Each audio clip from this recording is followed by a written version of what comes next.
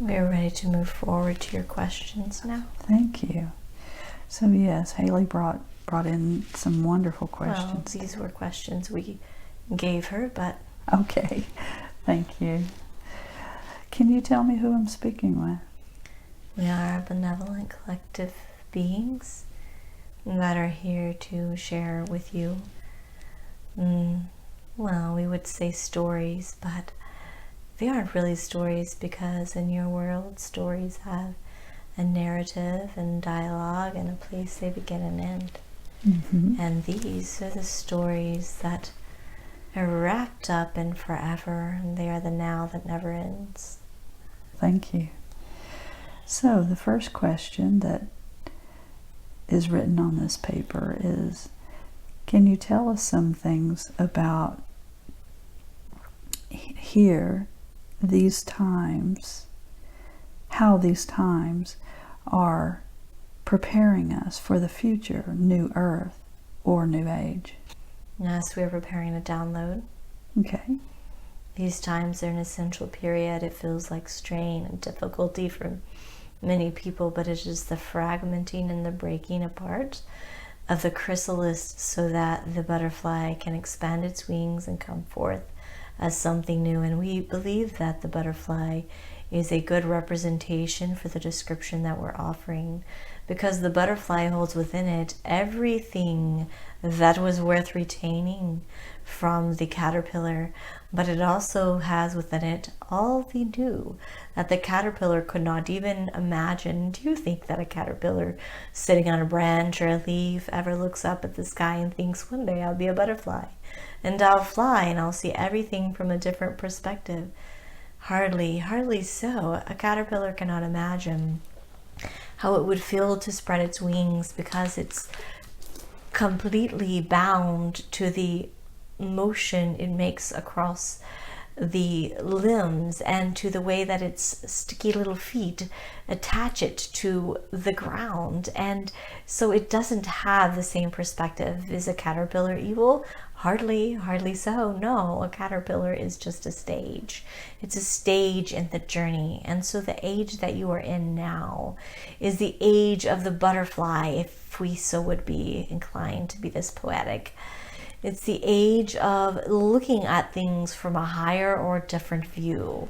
And so the old may remain. Everything that the caterpillar saw and felt and experienced is still there, but the butterfly is seeing completely differently than the caterpillar.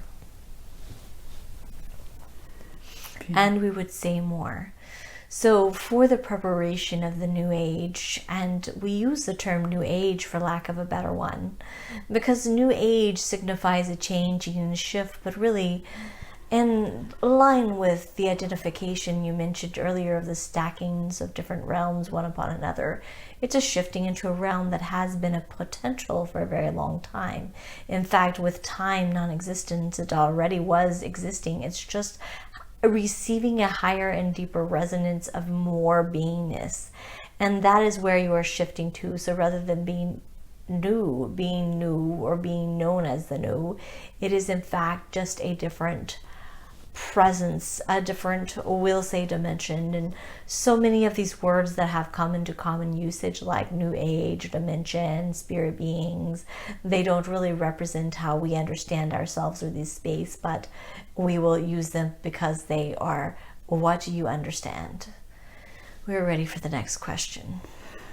Thank you. Haylie says that she's heard that it will take 4 generations to bring in the new age fully. Is this 4 generations accurate?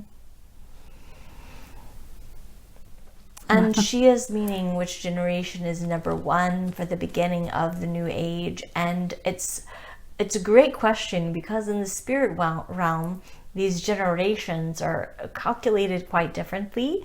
It is about the growth of the spirit, so you are every generation. It's not about the material realm, as in grandfather, father, great-grandfather, but the generation of spirit growth. So it maybe have been that your souls came in for generation 1 in the time of Christ. Christ was generation 1, and you are generation 2. Do you see what we are saying? Your souls have evolved to a new age, but it is not the final age of perfection. So we cannot tell you the years. Your souls may more rapidly evolve to greater beings of love and light balance, or they may slow down based on the choices that you make. So those souls that resonated came in during the age of Christ and crucified Christ. Some of them may be many generations more advanced, and some may be further behind. And when we say generations, in this context, within each giant age of the 4 generations is many, many sequences and steps of resonation. So that your souls are all entering into a new age now. But these 4 generations, of which some others are speaking, they're not based on years on this earth. Thank you. We are ready for your next question. Okay. Haylie has many nieces and nephews born over the past 10 years. What is their role in helping us transition to the new age? This is a kind and loving question, and we enjoy the emotion of deep, deep love and joy that it resonates with. It is for us a deep blessing to be in a space on your earth so full of love, so full of love. There's a great, great love here. These beings are no different than yourself. You are all the souls that are moving and evolving.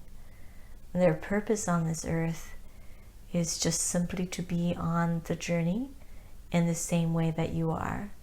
So think of yourself less as separate and inferior and less than they are, and more as a wave that they are the part lapping against the shore, and you are the part out where the sandbars are and the breakers, pushing them up to shore. It's a gentle journey for them because they are new. They are no different. They are part of you, part of your resonance and the grand connection of human beings. Beautiful. Thank you. Next question. Yes. What skills can Haylie help them cultivate to make transition easier for them? We love this question because in it is the joyful resonance of your love for helping others. And when we say your love, we mean you, humankind, those in human form, just loving to be of service and help others. And it also holds the limitation of not fully understanding the resonance of beingness in the new earth, because you are healing without teaching skills. And I feel like this consideration has been something that you, Lori, are aware of previously. Haylie is sitting in this space of concern at this moment that she is not articulating well, and we are going to ask her gently to step aside so we can continue. Thank you. So, for their place in the new age and how you are helping them to reach that place, it is the journey that you do within yourself. It is the resonance and the vibration of how you heal and journey for your own growth and your own spirit presence. You do not need to teach them a skill set, so as it may be. And we know that the intention here were the skill sets that are considered spiritual skills, and those are the skills of, say, yoga or meditation or prayer or awareness of energy. And these are the skills that were being considered, not how to perhaps, cook or something in that light. But these beings don't need to be taught the skill sets of yoga, because what we would like you to understand is that all spiritual practices are just a way of understanding spirit. They are not spirit itself, and there is not a right or wrong way to interact with spirit as you are energized and resonating at a higher level, that your interaction and your relationship with spirit will change. And so practicing yoga won't be necessary in the same way that it was. And these different skills will come to you through your understanding of spirit vibrationally, because you as a being are shifting to them. And we would let you see a glimpse that, as we spoke of generations, after the second generation is in fact the third.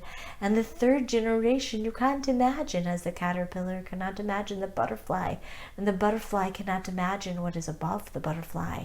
These are experiences that you understand when you merge with the higher realm. So we would say that as you think of a skill set in your own terminology, and you want to pass this on to your ancestors or to those you love, they will need to create their own way of interacting, because they will be transitioning into a different modality of space. So what you can do to bless them, which is the heart of your question, is to be on the edge, advancing your spirit, love and light, moving forward. The work that you do for yourself, you do for them. We are done with this question. Beautiful. Thank you. What if I told you that you have the power to heal yourself, particularly physically, emotionally, and spiritually?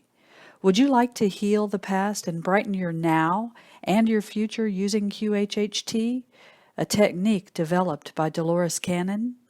Hi, I'm Lori Lines. Visit my website to learn more about QHHT and book a session with me.